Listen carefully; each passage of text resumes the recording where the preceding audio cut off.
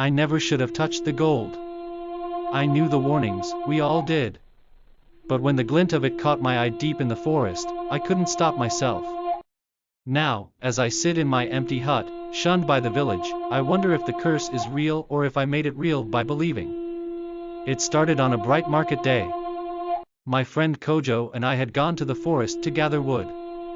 The elders always said to avoid the old trail leading to the ruins of the Ashanti king's palace. It was said the place was cursed after the king's enemies raided it centuries ago. They claimed the gold left behind brought misfortune to anyone who dared take it.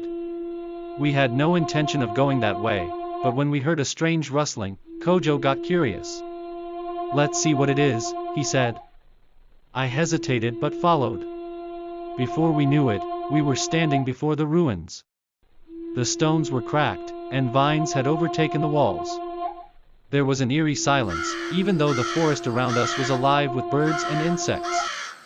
That's when I saw it, a golden bracelet, half buried in the dirt. It was heavy, and the intricate designs gleamed even under the shadow of the trees.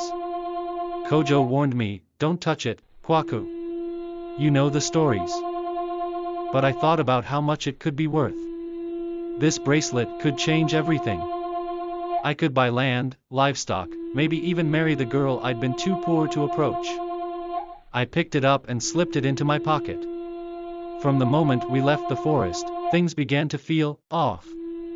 The path back seemed longer than usual. My chest felt tight, and Kojo kept looking at me strangely. When we reached the village, the elders were waiting.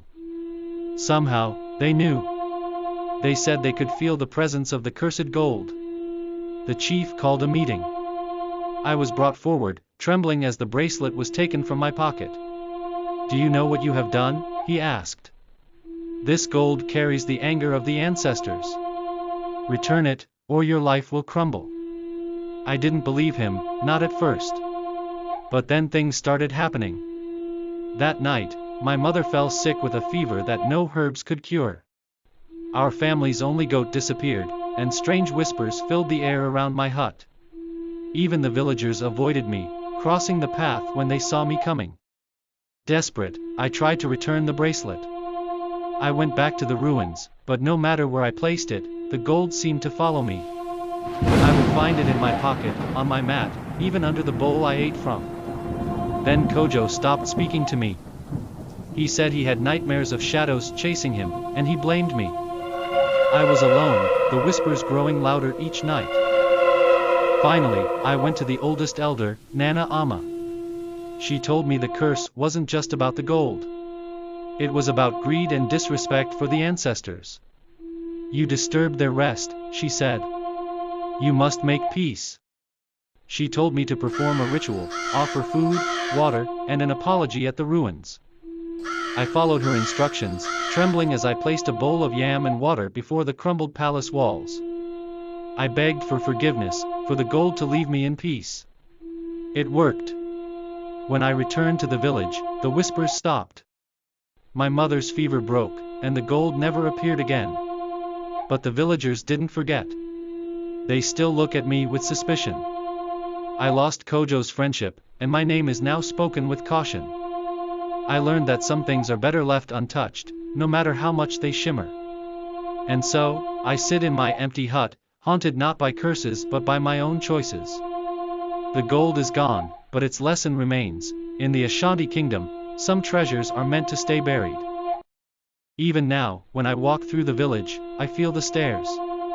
Children whisper behind their hands, and elders pause their conversations when I pass. They don't say it out loud, but I can see it in their eyes. They think I brought bad luck to our village.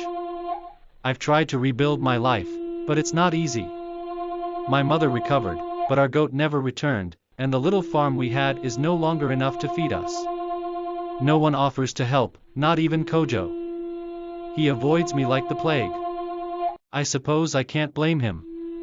Sometimes, I go back to the forest, not to the ruins but to the places where we used to gather wood.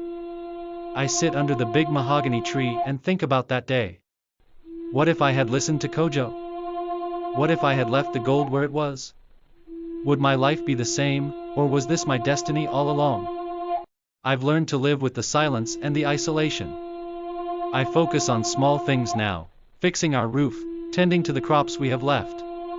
Nana Amma says time will heal the rift between me and the village, but I don't know if I believe her.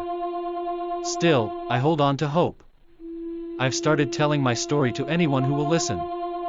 It's not to gain sympathy or to make excuses. I tell it as a warning. I tell them that the gold wasn't cursed because of magic, it was cursed because of the greed it brought out in me. Maybe that's why the ancestors were angry. The gold wasn't just a test of bravery, it was a test of character. And I failed. Now, I see the forest differently. It's not just a place to gather wood or hunt. It's alive, filled with the spirits of those who came before us. I respect it now, and I teach the children who dare to ask me about the ruins to do the same. And while I may never regain the trust of my people, I've made peace with myself. Some lessons are harsh, but they stay with you forever. And this is mine. Sometimes, the greatest treasure is knowing what to leave untouched.